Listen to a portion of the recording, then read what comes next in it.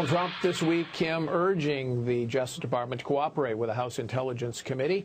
And there are pledges of new cooperation. But if history is a guide here, we have to wait and see really what happens, because there's some history of not cooperating.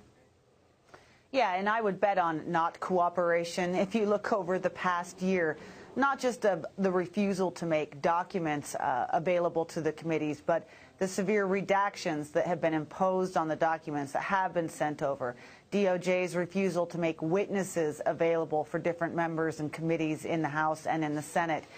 They don't want a lot of this information to come out, so I think we can expect that it's all going to have to be pried out bit by bit.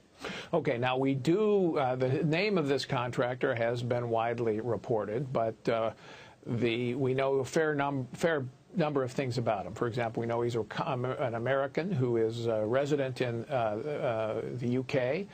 He met with 3 Trump campaign officials. All of this from stories that clearly seemed leaked by the Justice Department and the FBI. Is that how you read it, that they're responsible for leaking all these details? Yes, absolutely they are. And by the way, some of the stories said so. They said that it was according to government sources, and that usually means Department of Justice, FBI. You also have to look at motives here. You know this, Paul. We've been in the journalism business a long time. You always look to see who has an interest in putting this out. And the stories that were written very much took the most kind line that you could to Department of Justice and FBI, even going so far as to suggest this person who was spying on the Trump campaign was not, in fact, spying on the Trump campaign, but it very much designed to cast the FBI in the best light. But then why are they blaming the House Intelligence Committee for having leaked this, the name? Is there any evidence that that happened? There is absolutely no evidence that that happened. And by the way, I mean, just a curious point, look at the level of details that were put into those stories about this particular spy/informant. The whole reason Devin Nunes is going to the Department of Justice with a subpoena is because he doesn't have the information about this person. Mm-hmm. They have the information about this person. So there was only one side that was in possession of it to leak in the first place. Okay, so we know from some reporting that this informant met with Carter Page. He met with George Papadopoulos. He also met with Sam Clovis, 3 Trump officials. What else do we want to learn about this informant and what he was up to? Most important question here is timeline. If you look at some of those stories that were leaked to the Times, the Washington Post, they all went out of their way, or at least one of them went out of their way to say, look, none of these contacts took place until after the FBI had started its counterintelligence investigation on July 31st, 2016.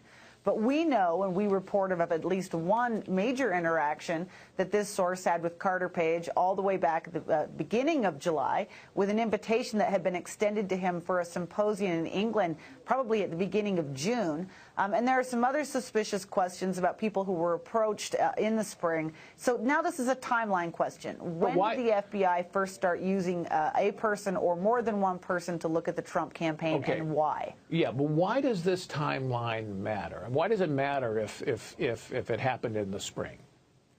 It matters because the FBI has doggedly stuck to this story, that it only began this counterintelligence investigation because of information it received in the middle or toward the end of July about an overheard conversation of Trump aide George Papadopoulos and his claim that he knew something about Russians and emails.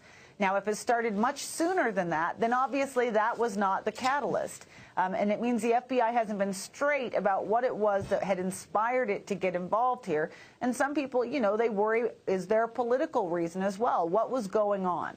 Right. Was part of the motivation the Christopher Steele dossier? Was that the motivation from the start? And we know that was paid for by the Clinton campaign. We also want to know what government officials knew about this and what was the reason they gave for tasking this informant. All of that still has to be uncovered. Yeah, and there's been increasing focus, for instance, on former CIA Director John Brennan, because there has been some suggestion that he might have been involved in some of this, that maybe there was an interagency task force in the beginning, starting in the spring, when people first began to have some concerns about the Trump campaign. That's something to look at, because remember, we have pretty strict prohibitions, Paul, on the CIA and how it can monitor American citizens.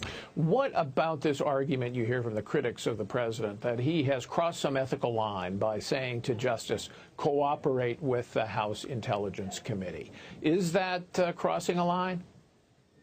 No, because it begins from the premise that it is somehow out of bounds to ask any questions about the investigators. And look, we do have a separations of power. We have a Congress that is tasked with oversight of the executive branch, and that is the way you'd rather have it do it rather than the Trump administration investigating itself, as it were. But if the Justice Department is not going to cooperate with duly issued subpoenas, then the president is absolutely right to tell the people who work for him that they need to respond to and comply with congressional oversight. Is the ultimate burden here maybe on the president to override the Justice Department and maybe declassify everything and say, look, you come in and look at it, House, I'm saying it's okay. And, of course, he has the power as president to do that.